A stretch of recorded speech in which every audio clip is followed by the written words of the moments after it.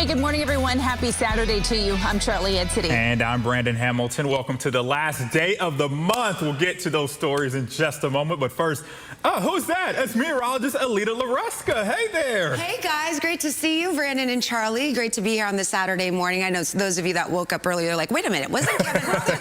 Yes, Mr. Kevin had a dash out. You know, it is dance recital season, y'all. I had mine last night with my daughter, and Kevin's going to spend the morning with his two little ones for their dance recital. So good luck to his sweet little girls this morning. All right, weather-wise for today. If you've been outside, you know, hey, it doesn't feel as sultry this morning. We had some drier air blowing in. That's reduced some of those dew point temperatures. The moisture levels basically aren't quite as oppressive as they've been the last couple of mornings. Some scattered clouds overhead. This is the front that brought us the rain and thunderstorms yesterday. That has now shifted southward, but that's going to move back up tomorrow as a warm front and may be a trigger for a few pop-up showers and thunderstorms during the afternoon hours. Otherwise, high pressure today should keep us mostly dry, mostly rain-free. That northeasterly breeze will make it feel less oppressive. You can see that the dew point temperatures haven't dropped a whole lot. We're talking maybe 2 or 6 degrees lower compared to yesterday, but just indicative that we do have some slightly less humid air blowing. We've got some scattered clouds overhead. You'll notice this afternoon, not completely rain-free. We've kept less than a 20% chance you'll encounter a shower or two. Otherwise, look for partly to mostly cloudy conditions. Here's a look at those temperature readings. I think this afternoon, many of us get into the upper 80s. There'll be a few of you that get up into the lower 90s. I've got more details on those thunderstorms tomorrow and whether or not they're going to produce any sort of severe wind or severe hail coming up in my full forecast, guys. Sounds good. Thank you, Elite. Hurricane season. Yeah, and the number one takeaway, and you'll see that in our stories, is everyone just needs to be prepared, right? Because it just takes one.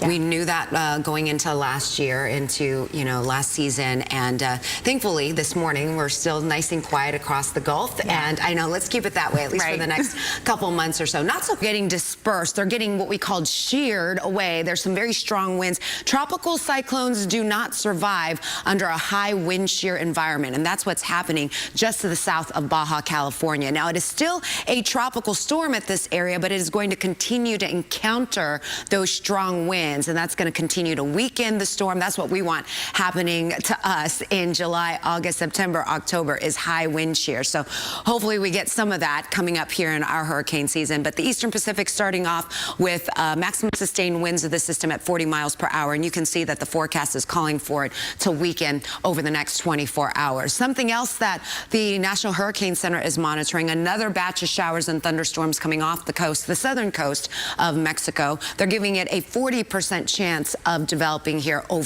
the next 7 days. Meanwhile, across the Gulf, Caribbean, and the Atlantic Basin, it is quiet right now because we've been dealing with just these large plumes of Saharan dust. And there's another really good blanket that's going to be coming off the coast. So there's, even in our long-range models, it doesn't look like we're going to be encountering much activity due to all of this dusty air. Now, that large plume of dust, that's going to make those travels thousands of miles over the next week or so. And eventually, as we get into next weekend or even next week, that large plume looks like it's going to move into the Gulf and potentially impact us here living along the northern Gulf Coast, where we're going to be talking about the potential for some allergy issues. So we'll be talking more in detail about that if that concentration of dust does survive for the upcoming week. It looks like it's going to be moving in late this week, late next week into the following weekend. Meanwhile, out the door this morning, we've got a hazy sky. We've got a mix of sun and clouds. You'll notice temperature readings this morning. It is still warm out there, but we are dealing with a drier breeze, a drier wind, if you will. That wind coming in out of the northeast has dropped some of the moisture levels out there, but it is still fairly warm. So if you were hoping for a warm forecast for your weekend, you are definitely going to get it with less humidity in the forecast. Bay waters are nice and smooth. You can see that with our live look outside. The wave heights today, not bad. between 1 to 2 feet with surf temperatures in the low 80s. Really, the coastline is the place to be today, especially with the lack of rain in the forecast. Temperatures in the upper 70s to low 80s. This afternoon, I think we warm in the upper 80s to low 90s with that northeasterly breeze. Yeah, big changes over the past 24 hours. A front that moved through the area, sending those showers and thunderstorms away from us. That is where the front is going to hold today. But overnight into tomorrow morning, that front is going to be lifting back as a warm front. And that may be the focus point of some showers and thunderstorms tomorrow afternoon. For today, got you down for about a 10% chance that some of these clouds may squeeze out a heavy downpour or so. But then that warm front lifting up to the north won't bring us any rain right now based in Model Land Sunday morning. But as we get into the afternoon, we got to monitor what's coming up to the north, because around lunchtime there could be a couple of these hefty storms that eventually blow in. They meet up with the sea breeze, and then you start to see them explode as showers and thunderstorms. So that's your 30% chance of showers and storms. So if you've got some plans, maybe heading to the water parks tomorrow afternoon, between those hours of, let's say, noon and 5 p.m., there may be the potential of a brief heavy downpour. And the Storm Prediction Center is even saying that these thunderstorms could be strong enough for some severe winds, especially in our northwest counties. So from Navasota northward, we're talking severe winds and maybe even some hail. Otherwise, pockets of heavy rain could lead to maybe a ½ inch to an inch of rain. Not a huge change next week, not too active, only about a 20% chance for some wet weather. You'll notice temperature readings climbing pretty much seasonal levels in the low 90s, rather, what you would expect for that first week of June. All right, time now at 9:22. We'll be back on the other side of the break.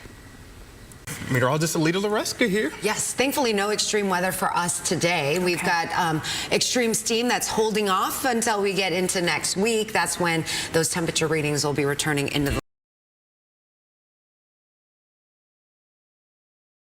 official day of the Atlantic hurricane season, and things are going to stay fairly quiet over the next couple of weeks. And here's the main reason why. We've got a large plume of dust. Dust offers up drier air. Tropical cyclones cannot feed, they cannot develop or strengthen with all of this dry air in place. But what this dust can do is it can travel thousands of miles, eventually getting into the Caribbean early next week, and then potentially into the Gulf. And as you can see, late next week into the following weekend, we could see this concentration of dust potentially impacting us here along the Gulf Coast. So we'll be watching that, because that may play out to impact our air quality across the area. Live look outside. We've got some hazy conditions, a mix of sun and clouds. Temperature-wise at 82, and that breeze out of the northeast is a dry wind for us. So we're feeling that drop in humidity, and that dry air will continue to blow in. You'll notice that the breeze, not too bad along the coastline. That offshore wind will lower our chances of seeing rip currents for today. Waters this morning are right around 82 degrees. The bay water should stay nice and smooth. We will eventually see that wind shift from the north and east to the south and east later on this afternoon into the evening. So upper 70s and low 80s to start. That breeze, as I mentioned, will be turning more out of the east. Afternoon temperatures in the upper 80s to low 90s along the coastline, in the mid 80s there. Over the past 24 hours, we have seen heavy rain, heavy thunderstorms, even some severe thunderstorms with a front. Now, that front currently is over the northern Gulf, and this front is still going to be the focus point of seeing some showers and thunderstorms as we get into the Sunday time frame. But as the sea breeze and the moisture levels remain higher south of Interstate 10, can't rule out an isolated shower or brief heavy downpour.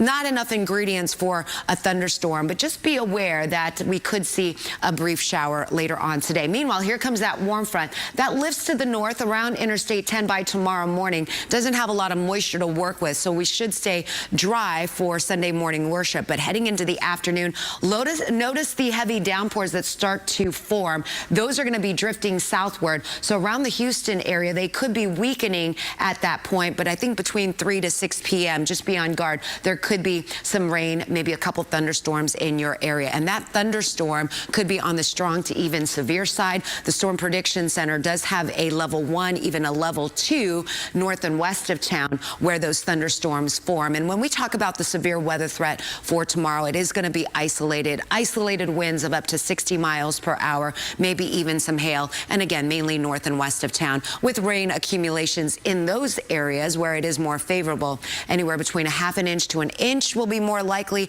but there will be those isolated pockets of over 2 inches. Looking at the 10-day forecast, you'll see that's fairly benign next week, kind of a typical June pattern where we've got temperatures in the morning in the mid to upper 70s, highs in the low 90s, and those daily rain chances. We slowly start to bring up those rain chances toward the latter part of the week. Time now 10:22. You're watching ABC 13. Charlie, Brandon, back on the other side of the break.